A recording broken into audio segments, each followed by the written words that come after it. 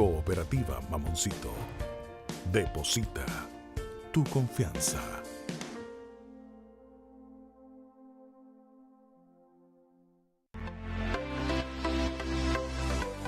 Pasando Visita, un equipo de profesionales de la salud.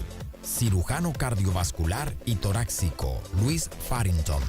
Pediatra, neonatóloga, nutrióloga, doctora Joy Vivoni. Cirujano plástico, doctor Rafael Mirabal. La salud es el factor principal para el desarrollo sano de la sociedad. Pasando Visita, sábado a las 11 de la mañana por Teleuniverso, la imagen sin fronteras.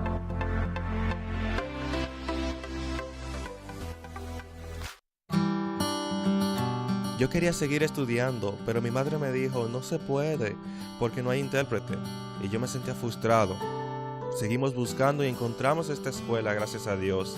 Y gracias al gobierno, que abrió esta oportunidad. En los gobiernos del presidente Danilo Medina, Santiago ha recibido 1.348 nuevas aulas. La jornada escolar extendida, el tiempo que antes pasábamos tal vez en las calles, hemos podido saber aprovecharlo estando en nuestra institución. Es más asequible para ellos poder llegar y no tienen que trasladarse a otro sector para poder recibir la clase. Se le está dando alimentos, se le está dando educación. Me ha beneficiado económicamente de mi trabajo, los niños, que ahora se alimentan mejor. La finalidad es tener un sistema cabalmente incluyente y con calidad, pues como ha manifestado el presidente Danilo Medina, la educación es el otro nombre de la libertad. Mi meta es hacerme profesor para niños y adultos sordos. Ministerio de Educación.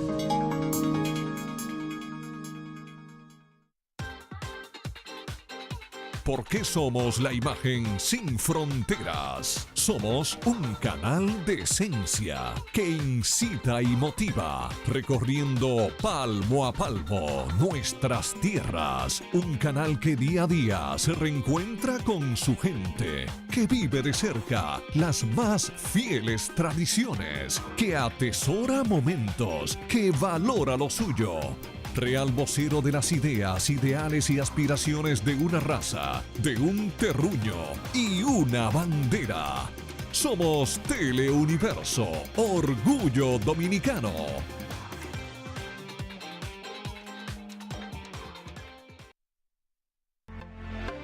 Buena noche, el mejor entretenimiento nocturno de la televisión del país. Mire, quien no hace una locura por año se vuelve loco. No, ¿qué locura ha hecho usted? Buena noche con Nelson Javier. De lunes a viernes, desde las 8 de la noche, por Teleuniverso, la imagen sin fronteras.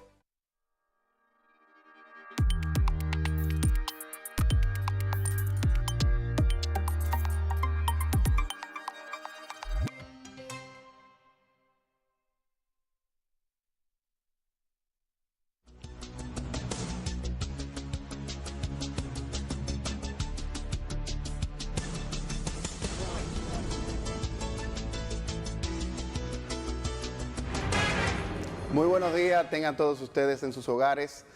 Hoy sábado 5 de mayo estamos como siempre por Teleuniverso en su programa de salud Pasando Visita. Gracias a todos ustedes por su sintonía. Esperamos que el contenido de nuestro programa hoy sea de agrado para ustedes y les pueda llevar suficientes informaciones sobre los temas que vamos a tratar hoy. Tenemos dos invitados en el día de hoy. Está el doctor Julio Burdiez, quien es neumólogo, y está visitándonos hoy porque está celebrándose la semana del asma y él viene a hablar sobre ese tema, un tema muy importante. También tenemos a la doctora Cristiana Paredes, quien es oftalmóloga y estará hablando de un tema muy interesante como es la... ¿Cómo era, doctora?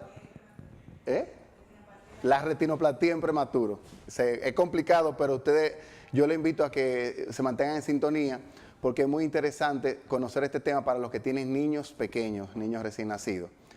Nosotros nos vamos a unos importantes comerciales y de inmediatamente venimos con las noticias de salud más importantes de esta semana y luego con los invitados, así que no se vayan.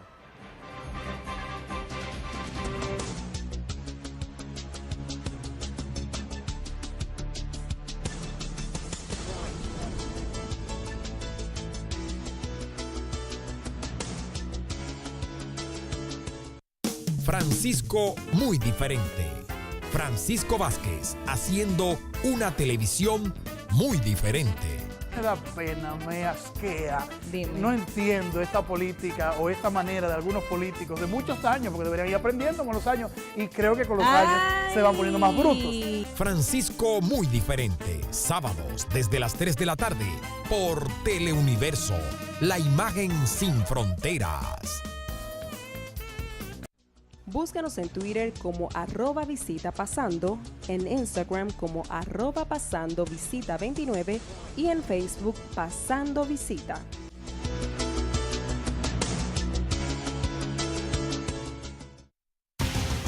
Reportar una información ahora es más fácil. Fácil, facilísimo. 809-583-7999. WhatsApp. Envíanos tu WhatsApp a Teleuniverso. Lo que pasa en tu comunidad. Conviértete en el vocero. Envíanos tus imágenes, tu audio al 809-583-7999. Tu contacto con las noticias de Teleuniverso. Es tiempo de que todos se enteren. WhatsApp 809-583-7999. WhatsApp, el contacto con las noticias en Teleuniverso. Teleuniverso, la imagen sin fronteras.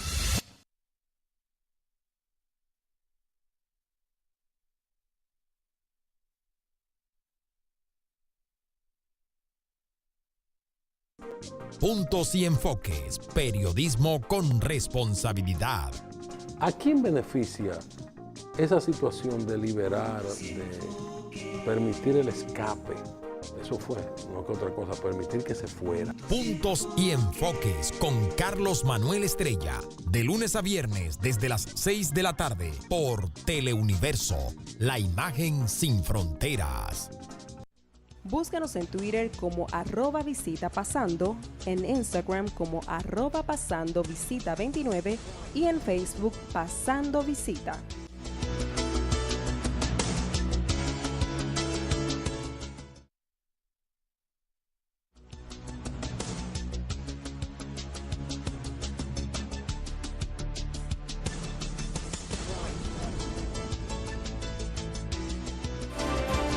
Continuamos aquí por Teleuniverso Pasando Visita.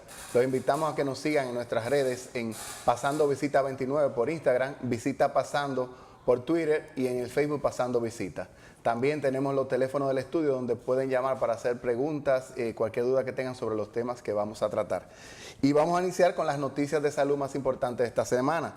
Tenemos que el Ministerio de Salud Pública otorgó el premio al mejor desempeño en vigilancia epidemiológica durante el año 2017 a la Clínica Unión Médica. Este premio fue entregado por la ministra de Salud, la doctora Altagracia Guzmán Marcelino, y fue recibido por el doctor Marino Pérez en representación del Consejo Administrativo de dicha institución. Esto pasó el día 22. Felicitamos a todos los médicos de la Clínica Unión Médica por ese merecido premio. También el día 1 de mayo, el Hospital Metropolitano de Santiago celebró sus 10 años de trabajo, por lo que realizaron diferentes actividades, entre ellos una misa. Nosotros también felicitamos a este centro de salud por su trabajo y por su trayectoria. Esperamos que sean muchos años más de trabajo y de logros.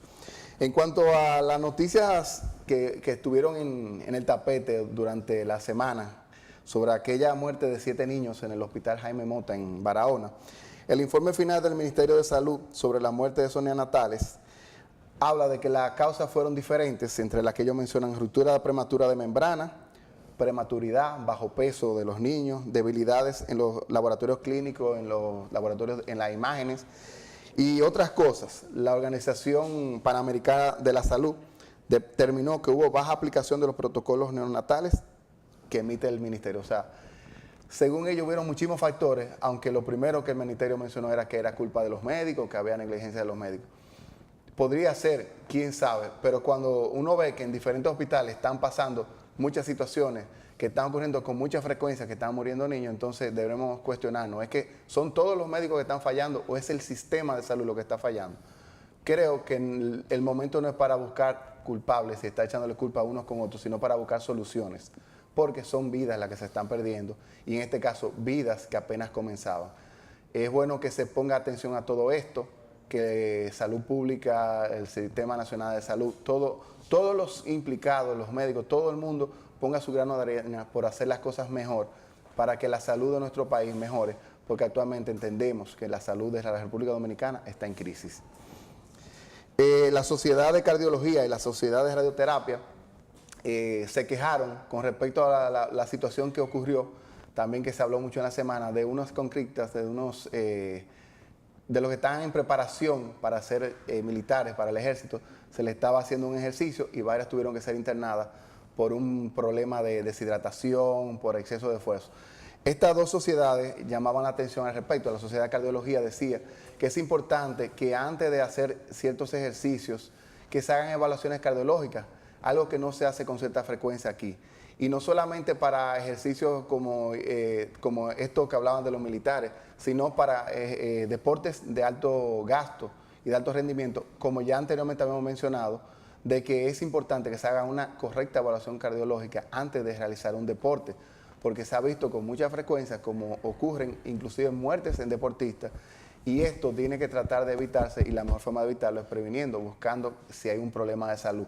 También decía la presidenta de la Sociedad de Radioterapia que es importante que el gobierno logre que los entrenadores que están dándole ese entrenamiento a los militares estén preparados en cuanto al manejo o el conocimiento de lo que es la deshidratación y las diferentes cosas que pueden pasar en un entrenamiento que muchas veces es muy fuerte. Que se hagan protocolos y se sigan protocolos para que no sigan pasando este tipo de cosas. Por otro lado, el presidente del Colegio Médico Provincial, el doctor Luis Farrington, dijo que el sistema de salud de los hospitales públicos en la provincia de Santiago ha colapsado debido a la falta de equipos y materiales gastables, donde las instituciones sanitarias han sido abandonadas por el Estado. Por ejemplo, él mencionaba que en el Cabral Ibáez, donde se está haciendo una remodelación que tiene aproximadamente de 4 o 5 años, hay muchísimas deficiencias, muchísimos problemas causados por esta misma remodelación que se ha hecho con el personal de salud y los pacientes dentro del hospital.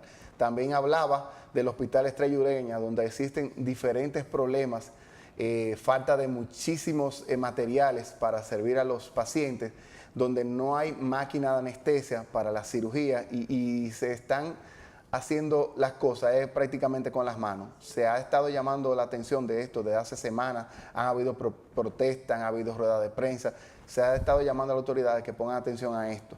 También, por ejemplo, el hospital de los niños, el hospital Arturo Grullón, se habló durante años sobre la falta de un tomógrafo, el cual finalmente llegó al hospital y fue conseguido.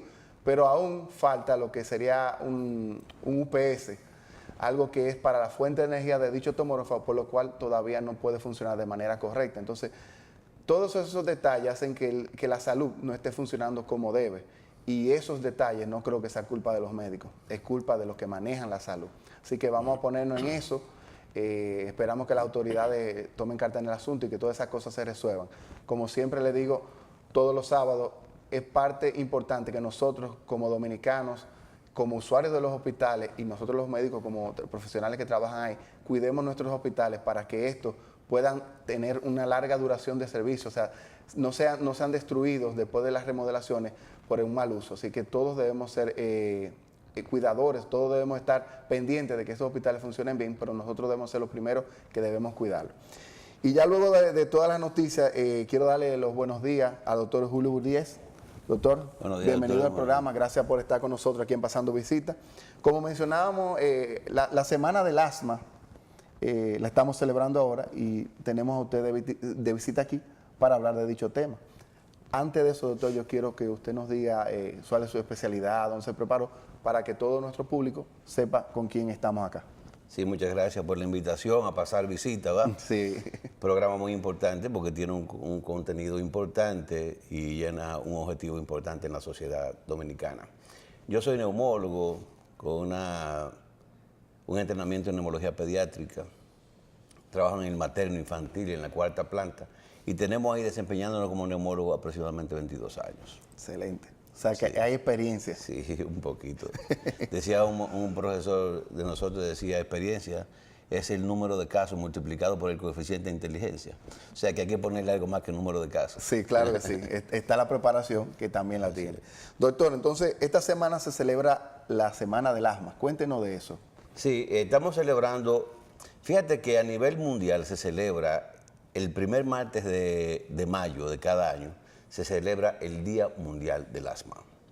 Pero nosotros aquí en la República Dominicana, en la Sociedad Dominicana de Neumología y Cirugía de Tórax, celebramos una semana completa de asma, en la cual incluimos una cantidad de actividades que tienen dos objetivos fundamentales. Primero, llevar información científica, porque hemos dado un número de charlas, de conferencias en los distintos hospitales de la ciudad, y también incluimos un contenido social, cual hoy mismo se está realizando en 3 hospitales de la ciudad, 3 operativos médicos. Nosotros iniciamos la semana el martes, ya que tenemos un feriado el lunes. El martes iniciamos en el monumento con un lanzamiento de burbujas con participación de los niños, donde nosotros queríamos reflejar la inspiración que tienen los niños de tener un aire limpio para poder respirar adecuadamente. Empezamos con esa actividad, hubo una concurrencia muy buena de toda la prensa de aquí de la ciudad de Santiago y tuvimos ya en la noche otra actividad para explicar de qué se trataba la Semana del Asma y todos los objetivos que tenemos planteados para toda la semana. Excelente, qué bueno que se hagan todo este tipo de actividades y como usted dice, que incluya a la gente para que la gente se entere, porque al fin y al cabo estas actividades se hacen es para instruir a las personas y para que se involucren. Entonces, ya que estamos hablando del asma, doctor, ¿qué es el asma? Fíjate, el asma es una enfermedad crónica en la vía aérea, donde la principal característica del punto de vista fisiopatológico, o sea, como lo que se produce para que la gente pueda entender qué es lo que ocasiona los síntomas del asma, siempre el denominador común es la inflamación de la vía aérea. Las características del asma son las siguientes. Tenemos un paciente que tose, un paciente que siente dolor opresivo en el pecho o pecho apretado, como se le llama comúnmente, sí, donde hay dificultad para respirar y unos sonidos que se llaman silbantes. ¿Cuál es el responsable de todo ese compendio de síntomas? La inflamación. La vía aérea, la mucosa bronquial, cuando es agredida por un agente externo o un agente interno del paciente, como las infecciones, los virus y también la genética que influye importantemente en la enfermedad del asma, cuando la vía aérea es agredida se produce una liberación de sustancias proinflamatorias, se llaman. Sustancias proinflamatorias que es muy conocida por los profesionales, bradiquinina, citoquina, interleutrieno, bradiquininas, una cantidad de sustancias, factor de necrosis tumoral alfa, que producen inflamación de la vía aérea. Como la vía aérea es una estructura cilíndrica, ¿verdad?, con un epitelio que lo cubre, cuando ese epitelio se inflama, ¿qué pasa? Que la luz para el paso del aire se reduce. Entonces ahí vienen todos los síntomas. ¿Cuál es el problema del paciente asmático? Es cuando tiene que sacar el aire, no cuando lo entra. Como la respiración tiene 2 fases, una activa, donde uno hace fuerza y los músculos se ponen a funcionar, una activa y una pasiva. Pasiva es cuando sale el aire. La dificultad del paciente con asma es sacar el aire. Y como tiene aire retenido, también en cada respiración se va quedando aire en los pulmones, también se le hace difícil entrarlo. Pero el problema es para sacar el aire. Cuando usted silba, ¿qué es lo que hace? Que disminuye el espacio para la salida del aire y se produce un sonido. Ese es lo mismo que pasa con el asma. Entonces los pacientes asmáticos son pacientes que tienen dificultad para respirar, tienen una sensación de opresión en el pecho, tienen tos como un mecanismo reflejo y tienen lo que se llama disnea, esa respiración jadeante con la producción de los sonidos que llaman silbantes. Ok, excelente. Yo voy a invitar también al público, si tiene preguntas o dudas sobre lo que estamos hablando, sobre el asma, que puede llamar al estudio al 809-583-7999 para cualquier pregunta que quiera hacer. Doctor, ¿y aproximadamente a qué edad puede aparecer el asma como tal? Fíjate, el asma es una enfermedad que se manifiesta en los pacientes que tienen trastorno genético o que tienen una carga genética para padecer de asma, se puede presentar desde las primeras semanas de nacimiento. ¿Por qué? Porque si el paciente trae ese componente genético, puede empezar simplemente con una, por ejemplo, intolerancia a la lactosa. esa es una manifestación del paciente. Las lesiones de la piel. Y si el paciente es un paciente que tiene una carga para atopia, o sea que los fenómenos ambientales, los fenómenos de los alergenos son los que le afectan, desde que se pone en contacto con el ambiente exterior, inmediatamente puede comenzar a sentir síntomas. O sea que eso va desde el nacimiento hasta la edad adulta. Fíjate que hay una estadística importante. El 16% de los pacientes, de los niños que tienen menos de 6 años, tienen síntomas de asma. Y de ese 16%, el 10% permanece con ellos hasta la edad adulta. O sea que tenemos una prevalencia importante, tenemos una enfermedad que tiene un costo importante desde el punto de vista de la economía familiar. Tener un paciente asmático en la familia implica un costo tan alto que puede llevarse una parte importante de la economía de la familia. Claro. Entonces, desde el punto de vista de salud pública, también es una enfermedad importante. Tal vez en este país y en los países del tercer mundo no ocurre de la misma manera, pero en los países desarrollados, digamos Estados Unidos, Inglaterra, la Unión Europea, los pacientes con asma, el propósito fundamental de la salud pública es mantenerlos controlados. ¿Por qué? Porque cuando un paciente enferma con una crisis y hay que ingresarlo en el hospital o tiene que ir a una unidad de terapia intensiva por una crisis severa de asma, el costo es mucho mayor que mantener el paciente controlado. Claro. Esa debería ser la política de nosotros también. ¿Por qué? Porque si tú vas a una emergencia en un hospital pediátrico y te fijas en lo que hay, la cantidad mayor de pacientes son pacientes respiratorios y sobre todo asma. Ok, excelente. Entonces, tenemos una llamada con una pregunta. Buenos días, ¿cuál es su nombre? ¿De dónde nos llama? Bueno, ¿y cuál es su pregunta? Isabel. ¿Se cayó? Se cayó. Ahí está. Buenos días, ¿cuál es su nombre? ¿De dónde nos llama? Buenos días, Isabel. Isabel, adelante. Yo quiero preguntarle al médico. Sí, yo quiero preguntarle al médico que yo me aprieto, tengo asma alérgica, pero que yo cuando estaba chiquita no me apretaba, y eso fue después de 10. Tengo 74 años y ahora que estoy sufriendo de desapretamiento, porque Ok, muchas gracias Isabel por su pregunta. Ok, gracias Isabel por su pregunta, doctor. Fíjate, una cosa importante es saber si la señora Isabel no ha fumado y si no ha estado en exposición a algún tipo de contaminante del aire, o algún tipo de químico, alguna otra condición. ¿Por qué? Porque es muy difícil que una persona aparezca como asmático propiamente dicho en la edad adulta, después de los 40 años. El asma es una enfermedad crónica de la vía aérea que se mantiene, prácticamente empieza en la niñez. Okay. Entonces, si ella dice que es alérgica, si ella no se ha estado alejada del agente desencadenante de su padecimiento, ella va a permanecer con esos síntomas para toda la vida. Lo que pasa es que hay que descubrir a qué es que ella es alérgica y tratar de ponerse fuera del contacto con ese agente agresor.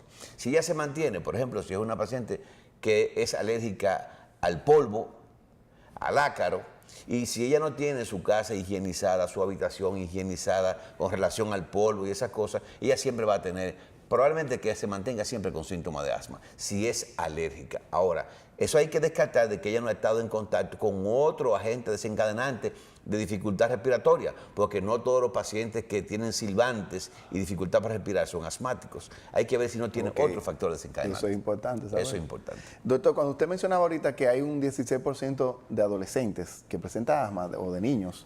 Y niños menores de 6 años. Menores de 6 años. Entonces, un 16% y que de esto un 10% permanecen con los síntomas. ¿Y qué pasa con ese 6% que no permanece? Porque hay pacientes, y eso es un dato muy importante, que cuando entran a la adolescencia, los síntomas de asma desaparecen. ¿Por qué? Es un asunto del sistema inmune.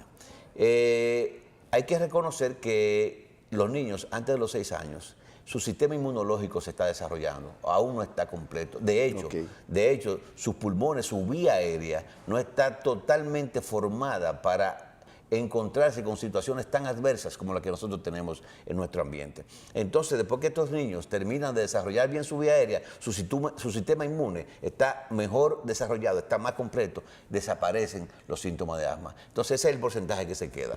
Ok, muy bien. Ya usted mencionaba las causas del asma, que estaban las causas ambientales, factores genéticos. Cuando usted menciona factores genéticos, quiere decir que el asma se hereda como tal, pero no se transmite. No, el asma no se transmite. Lo digo porque hay que explicar. Sí, el asma no se transmite. Donde hay un paciente asmático con dificultad respiratoria se puede entrar sin ningún miedo, porque no es una enfermedad transmisible. Ahora sí tiene un componente genético importante.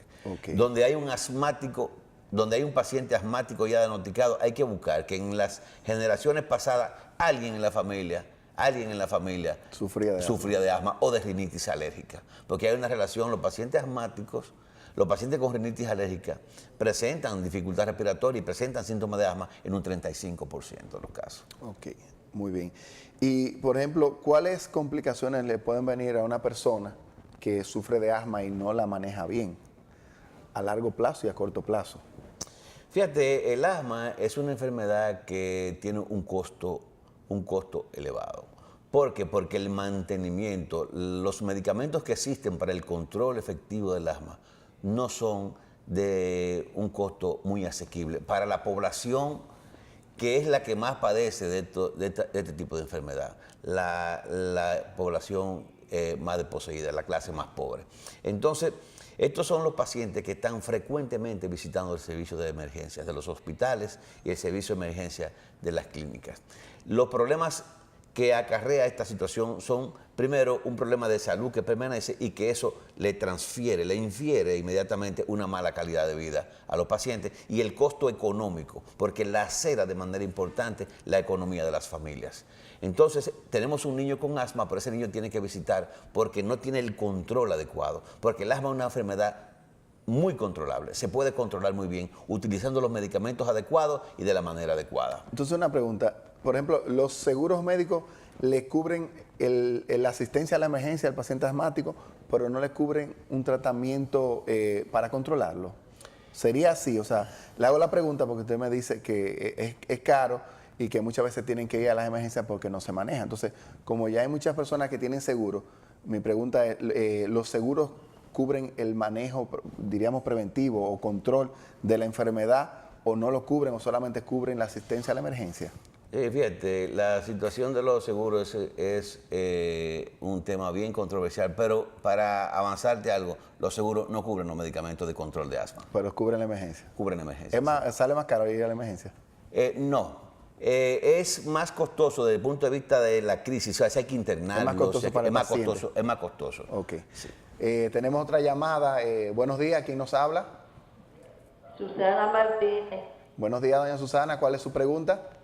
Mire, hace como 20 años a mí me dio un derrame cerebral. Y entonces a mí se me hinchan la pierna y me duele mucho. Yo tomo difeniqual retal 60. Y la otra pastillita la venden ahí en la botica popular, que es para hacer mucho pipí. Eso. Okay. ¿A qué doctor tengo yo que ir?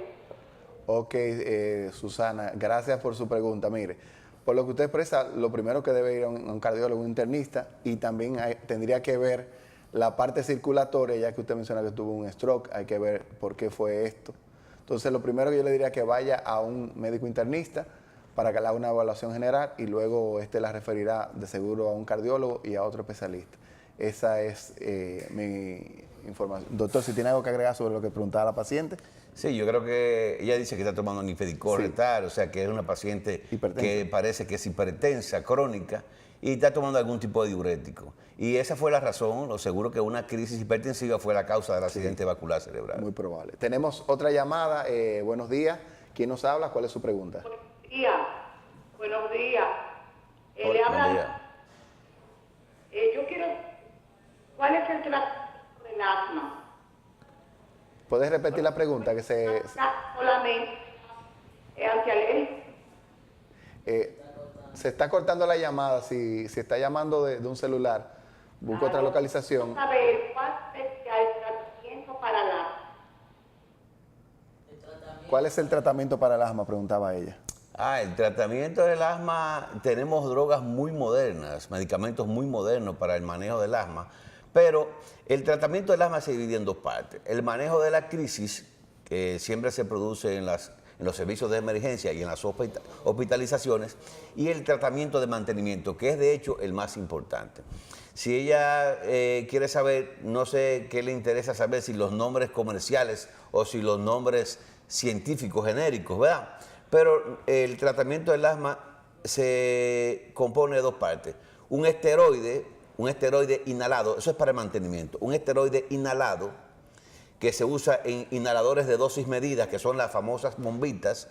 Y ahora esos inhaladores vienen con dos medicamentos, con un medicamento broncodilatador, que es un beta-2 agonista, como el albuterol, el salmeterol, y entre otros, y budesonida o fluticasona, como esteroide, como antiinflamatorio. Un broncodilatador que estimula los receptores beta del pulmón para que abra los bronquios, y un esteroide para que desinflame la vía aérea. Esos son los dos componentes más importantes que tiene el medicamento, y hay varios en el mercado para el tratamiento de control del asma. Ahora, en la emergencia, nosotros tenemos prácticamente los mismos medicamentos, pero con drogas de acción rápida, que producen antiinflamatorios, pero de acción rápida, con mucho mayor potencia, y un beta-2 agonista, o sea, un estimulante de los receptores beta para que se abran los bronquios, pero de acción rápida y corta. Eso para un manejo agudo, entonces. Para manejo agudo, exactamente.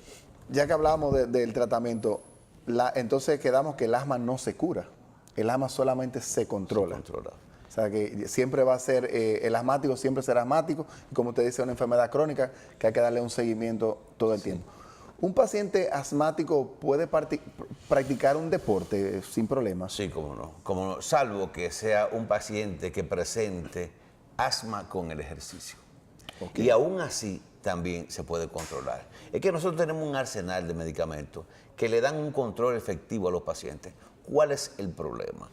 El problema es que son de un costo elevado, y lo segundo, que no tenemos en las boticas populares, en los hospitales, los medicamentos disponibles para la clase más pobre.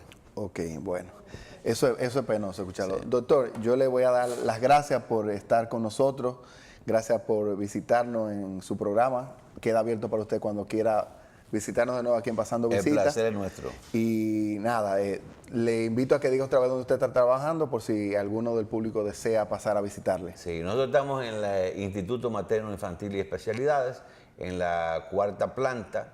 Nosotros repetimos, somos neumólogos con una subespecialidad en neumología pediátrica, y estamos a la orden para cualquier cosa en la que le podamos ayudar. Muchas gracias, doctor, que tenga buen día. Gracias, señores. a ustedes por la invitación. Nos vamos a unos comerciales y volvemos dentro de un momento con nuestra otra invitada.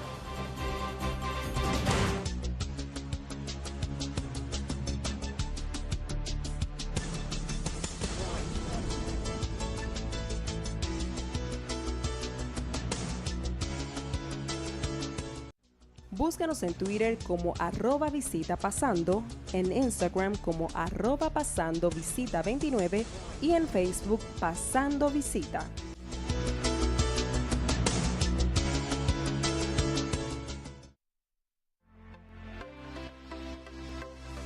Entre ustedes y nosotros, el mediodía nunca ha sido igual. Ustedes y nosotros, el programa más dinámico de la televisión, con grandes figuras de opinión. Ustedes y nosotros, la mejor forma de decir buen provecho. En Teleuniverso está lo mejor.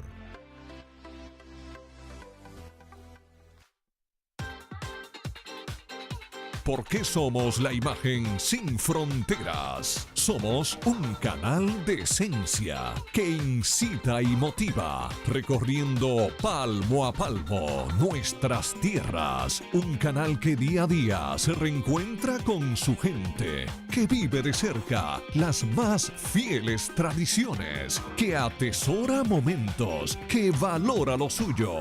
real vocero de las ideas, ideales y aspiraciones de una raza, de un terruño y una bandera. Somos Teleuniverso, orgullo dominicano.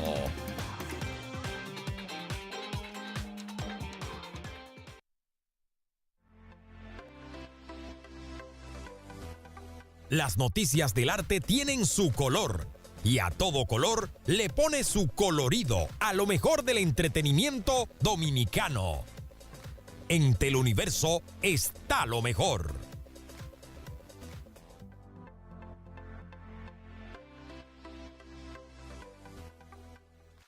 La revista, la noticia de manera llana y directa está aquí. El problema es que los conductores dominicanos somos animales salvajes en las vías públicas y creamos un tapón porque nadie quiere ponerse en fila. La revista con Jaime Tomás y el mejor equipo. De lunes a viernes desde las 5 de la mañana por Teleuniverso, la imagen sin fronteras. Búscanos en Twitter como @visitapasando, en Instagram como @pasandovisita29 y en Facebook Pasando Visita.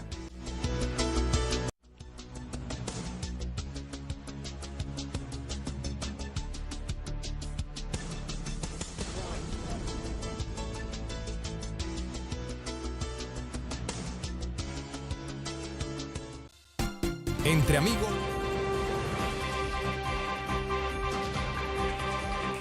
Buen día, gracias por continuar en sintonía con nosotros aquí en Pasando Visita.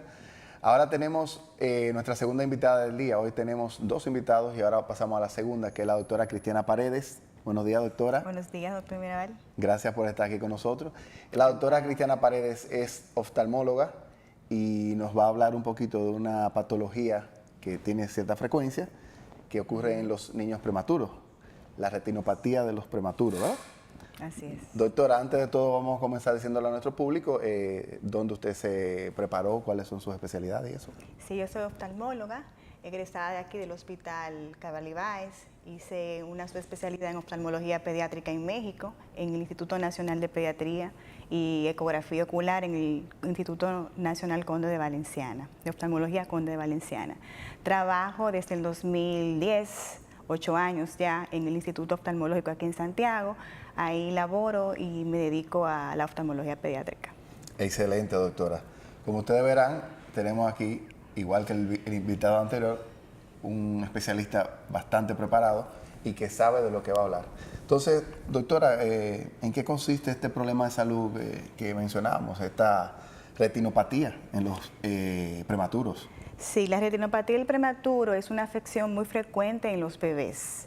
Generalmente los bebés prematuros presentan alteraciones en la retina, que la retina es una capa nerviosa la cual nos permite ver, donde se forman unos vasos, crecen unos vasos que no deben de estar ahí y hay múltiples alteraciones en diferentes órganos, entre ellos la retina, que es lo que me impete a mí, donde todavía no estaban listos para desarrollarse y hay un cierto de avascularidad o de inmadurez. O sea, vámonos a hacerlo más al pasito para que todos podamos digerirlo, ¿verdad? El problema, la retinopatía en los prematuros ocurre porque el niño al nacer prematuro no está listo, no tiene la vascularidad necesaria, o sea, no tiene la irrigación, los vasos sanguíneos para irrigar este órgano. Hay parte que sí la tiene y hay parte, como se interrumpe su gestación en la mujer embarazada, que todavía no estaba listo para desarrollarse. Entonces, en esa parte, para que todo se entienda, la retina tiene que tener una coloración naranja, o sea, mamey. O sea, es la que está madura, está muy vascularizada. En esos prematuros influyen varias causas y factores.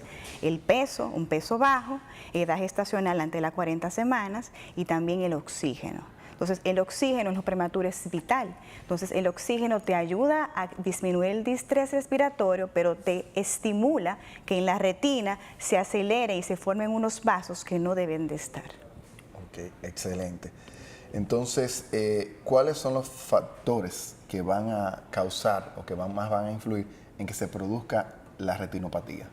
Oxígeno. Falta de oxígeno, sobre todo. El niño, o sea, falta oxígeno en el niño. En el niño le tienen que aplicar oxígeno en la unidad de cuidado intensivo neonatales o en los cuneros, el peso, un peso menos de 1.500 gramos y la edad gestacional de 32 o menos. Inclusive, usted decía que tenía que si es de menos de 40 semanas es más probable, pero sí. Por ejemplo, siempre hablamos de que de 38 a 42 es que ya está en término, o sea que en 38 sí, todavía hay riesgo. Generalmente en menos de 32 semanas, pero hay niños que aparte de que nacen a las 33, 34, tienen otros factores como el peso bajo y el tiempo que duraron en cuidado intensivo y tienen y desarrollan la enfermedad.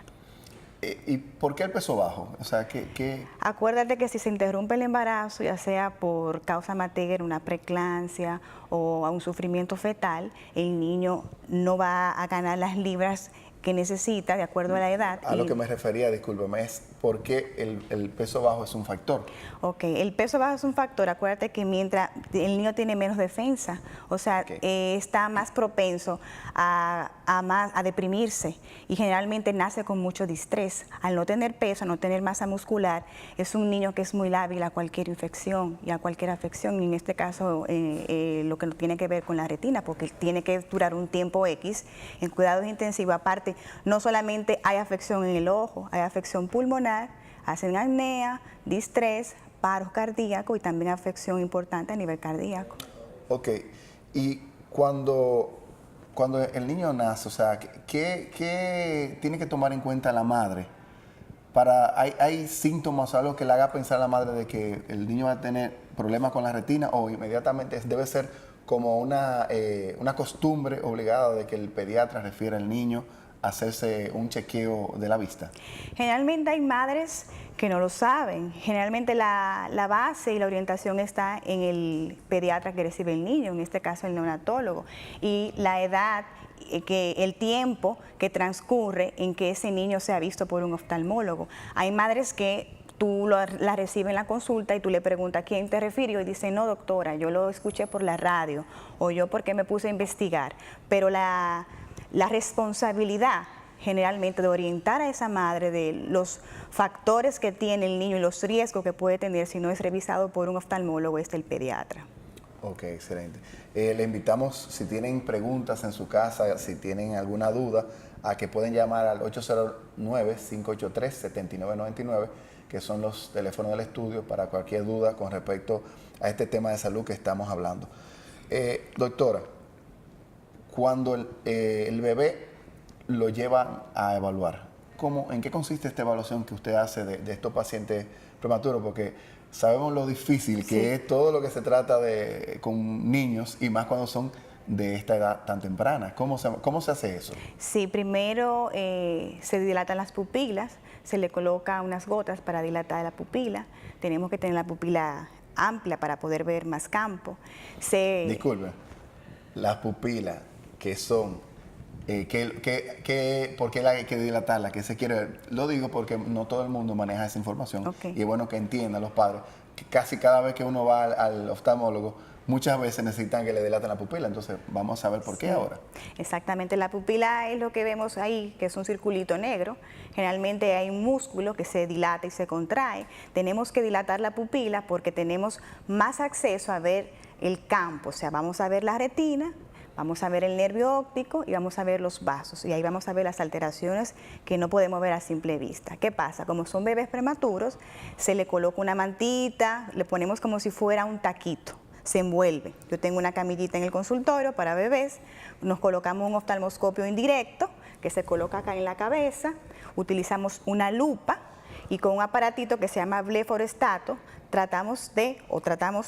abrimos el párpado y ahí buscamos los hallazgos que tenemos que ver y lo que mencioné anteriormente. O sea, ustedes hacen un niño envuelto con es el un bebé.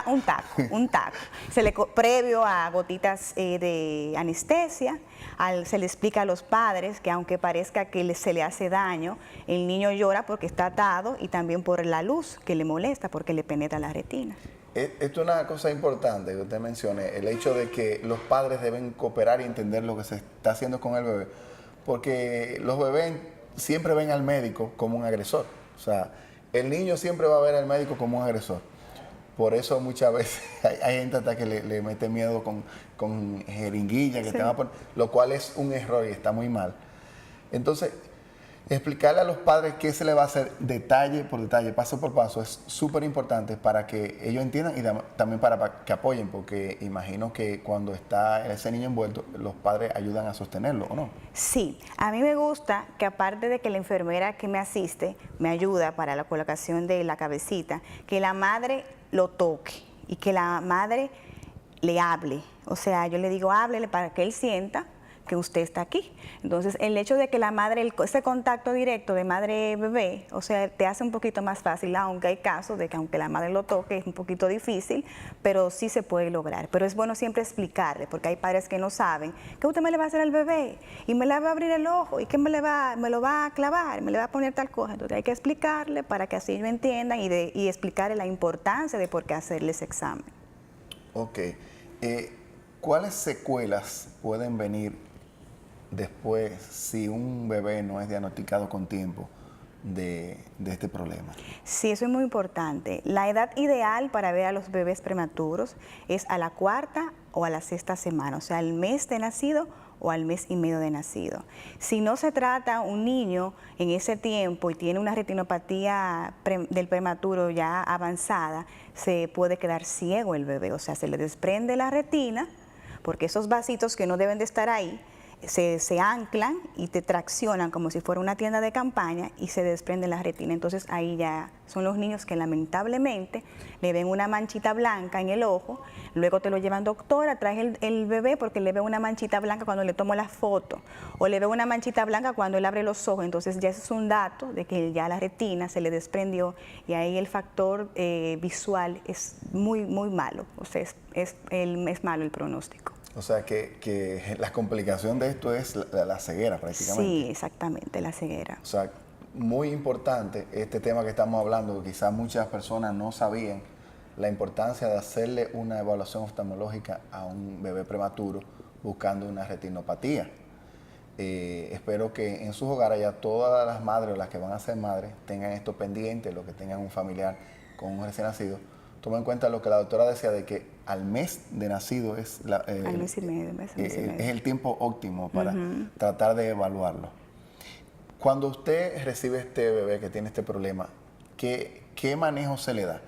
Ya la madre llevó el bebé a su consulta, se evalúa el bebé, encuentra que hay un problema con la retina. ¿Cuál es el manejo? ¿Qué sigue? Sí, luego cuando se explora y se valora el bebé, hay casos de que no tienen actividad de retinopatía del prematuro y hay estadios. Hay estadios y clasificación que de acuerdo a eso tú sabes el tipo de tratamiento.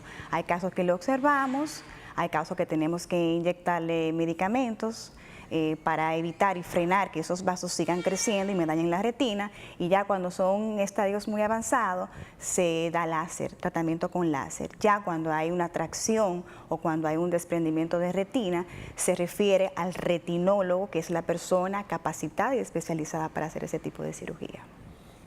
O sea, cuando hay desprendimiento va al retinólogo. Antes de que haya un desprendimiento total de retina, con láser, o sea, con una cirugía, utilizando un láser, ¿se cauterizan los vasos? No, con el láser se hacen quemaduras en la retina, en las áreas avasculares, para que esa retina y evitar que eso se traccione y te desprendan. Pero no es que cuando esté un desprendimiento de retina va a ir al retinólogo. Me refiero a que cuando hay un desprendimiento de retina, yo no soy retinóloga, se refiere al retinólogo para que le realice la cirugía, porque tanto los oftalmólogos pediatras como yo soy, como los retinólogos, ven a los prematuros. ¿Y se puede corregir esto? ¿Hasta qué punto se puede llegar a corregir cuando hay un desprendimiento? Depende. Si es un desprendimiento traccional que no te abarca, o sea, que no es total, porque en los niños cuando se les desprende la retina siempre es así, se pega. Nosotros le decimos en embudo cerrado. Ya si es un desprendimiento o una tracción, el pronóstico es mejor, pero ya cuando es total, no es bueno. No es bueno, es ceguera. Entonces lo importante es eso, crear la conciencia tanto a la madre como al pediatra que recibe el bebé, de que a veces con un examen que es simple se puede detectar esta patología y evitar que el bebé se quede ciego. O sea que a los padres que tengan mucho en cuenta esto de lo importante que es cuando un niño prematuro hacerle un examen de la vista. Y en un niño que no es prematuro, un niño normal, un niño que nació normal, sin ningún tipo de problema, ¿cuándo hay que hacerle una evaluación de la vista? ¿Cuándo se recomienda que vaya por primera vez a visitar a un oftalmólogo? Excelente pregunta. Nosotros, como oftalmólogo pediatra, o al menos me gusta mucho hacer ese énfasis de que no solamente un niño prematuro debe revisarse por una emergencia, o sea, que es una urgencia revisarlo para evitar que desarrolle un desprendimiento y se quede ciego. O sea, se debe de concientizar a la madre y a los pediatras, a los neonatólogos, que debe de existir un tamiz neonatal. El tamiz neonatal te va a incluir todos los niños que nacen, hacerle un fondo de ojo. Así como le tienen que poner su primera vacuna, lo ideal sería referirlo a que lo vea un oftalmólogo, porque a veces con el simple hallazgo de un edema de papila, de una hipoplasia de papila, o sea que esté pequeñita, de que no se forme el nervio óptico, o sea un coloboma, de que hay algunas alteraciones en la retina y en el nervio óptico, son un signo de que ese niño tiene una afectación sistémica. Entonces eso es importante. La edad ideal para ver a los bebés a partir de los 3 meses es cuando el niño fija. Antes de esa edad, el niño lo que ve sombra, ve luz, ve negro y blanco y ve bultos. Ya a partir de los 3 meses tiene la capacidad de buscar luces y objetos. Pero lo ideal sería, o sea, que en el esquema de vacuna de un bebé esté tamiz neonatal, aunque ese niño no tenga nada de prematurez. Bien, ¿y cuáles síntomas o signos puede notar un padre en un niño que le dé a pensar o que pueda tener la suspicacia de decir, parece que no está viendo bien? Ya no hablando de prematuro, sino estoy hablando de un infante, 4, 5 años, 3. Cuando un padre, ¿qué debe notar el padre o qué puede notar el padre que le llama la atención de que el niño no está viendo bien? Sí, ahora tú sabes que todos los niños utilizan tabletas y utilizan iPad y celulares. Entonces, el simple hecho, aunque el niño no sepa leer y todavía no esté en una etapa preverbal, de que no sepa los colores ni sepa las figuras, de que se pegue la tableta o el celular o la televisión, o que vea que para él poder enfocar de lejos, hace así. Cierra los ojos. Cierra uno de los ojitos, se pone de lado o que frunce mucho el entrecejo. Ya esos son indicios de que el niño no está viendo bien. ¿Ves? Que hay problema ahí que tiene que chequear. ¿El dolor de cabeza podría ser un...? Sí, el dolor de cabeza, hay que descartar la migraña, pero el dolor de cabeza en niños de edad escolares es el primer signo también de que tenemos que investigar su evaluación visual y de que tenga alguna hipermetropía, que es más frecuente en niños. Esa es la patología más frecuente en niños, la hipermetropía. ¿Y en qué consiste? ¿Cuál es el problema ahí? No, el niño no puede ver ni de lejos ni de cerca. A veces se presenta sola, a veces se presenta combinada con astigmatismo, que es visión borrosa, que el niño puede ver un 8.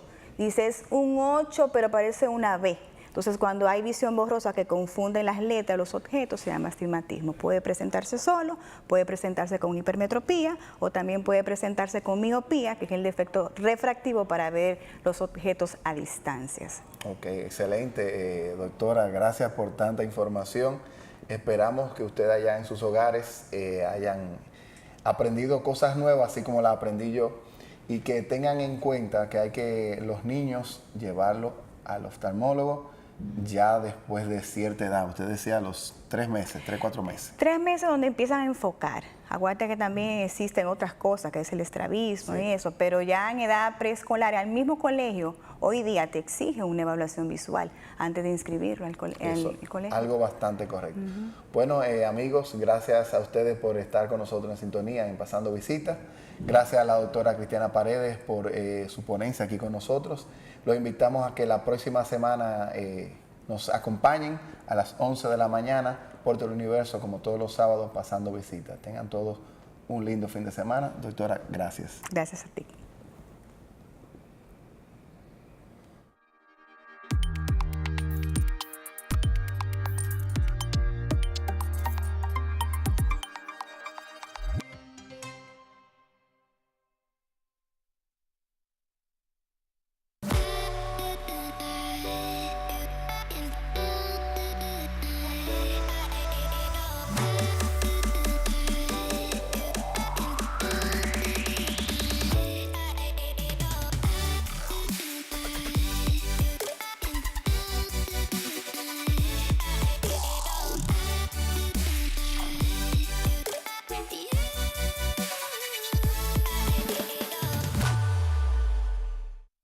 con los que avanzan,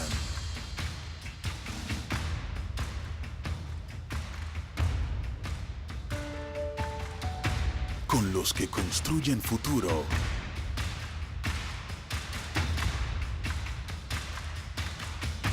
y con los que cuidan el presente.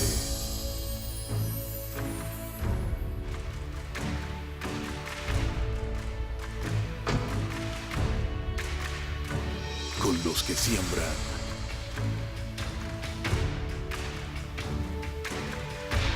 Con los que creen.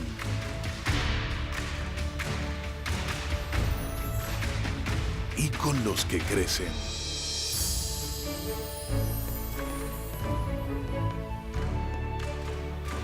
Con los que suman.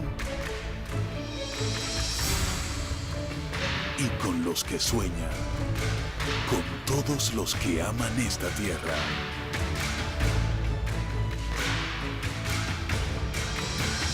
Con la gente y para la gente. Abuelo, ¿y qué es una cooperativa? Oh, ven, que te voy a mostrar. Durante todos estos años, nuestro norte siempre ha sido servir. Han sido años de esfuerzo y sudores compartidos. Junto a ti, lo hemos logrado. Pero sobre todo, hemos hecho futuro. En Cooperativa Mamoncito, creemos en eso, porque nos inspiras confianza y creemos en tus sueños.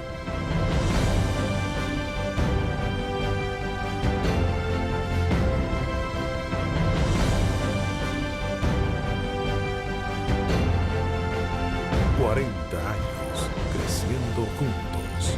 Cooperativa Mamoncito. Deposita tu confianza.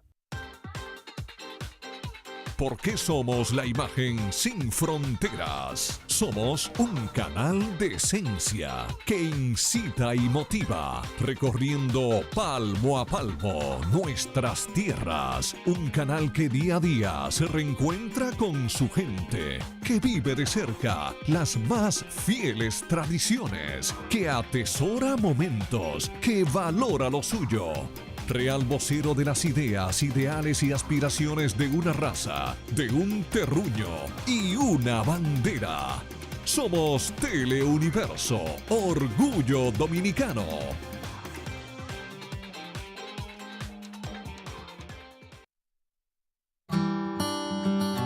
Yo quería seguir estudiando, pero mi madre me dijo, no se puede, porque no hay intérprete. Y yo me sentía frustrado. Seguimos buscando y encontramos esta escuela, gracias a Dios. Y gracias al gobierno que abrió esta oportunidad. En los gobiernos del presidente Danilo Medina, Santiago ha recibido 1.348 nuevas aulas. La jornada escolar extendida, el tiempo que antes pasábamos tal vez en las calles, hemos podido saber aprovecharlo estando en nuestra institución. Es más asequible para ellos poder llegar y no tienen que trasladarse a otro sector para poder recibir la clase. Se le está dando alimentos, se le está dando educación. Me ha beneficiado económicamente de mi trabajo, los niños, que ahora se alimentan mejor. La finalidad es tener un sistema cabalmente incluyente y con calidad, pues como ha manifestado el presidente Danilo Medina, la educación es el otro nombre de la libertad. Mi meta es hacerme profesor para niños y adultos sordos. Ministerio de Educación.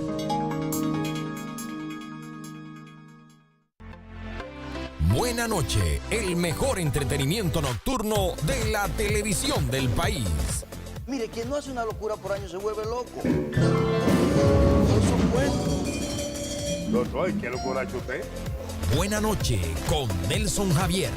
De lunes a viernes, desde las 8 de la noche, por Teleuniverso. La imagen sin fronteras. Entre ustedes y nosotros, el mediodía nunca ha sido igual. Ustedes y nosotros, el programa más dinámico de la televisión, con grandes figuras de opinión. Ustedes y nosotros, la mejor forma de decir buen provecho. En Teleuniverso está lo mejor.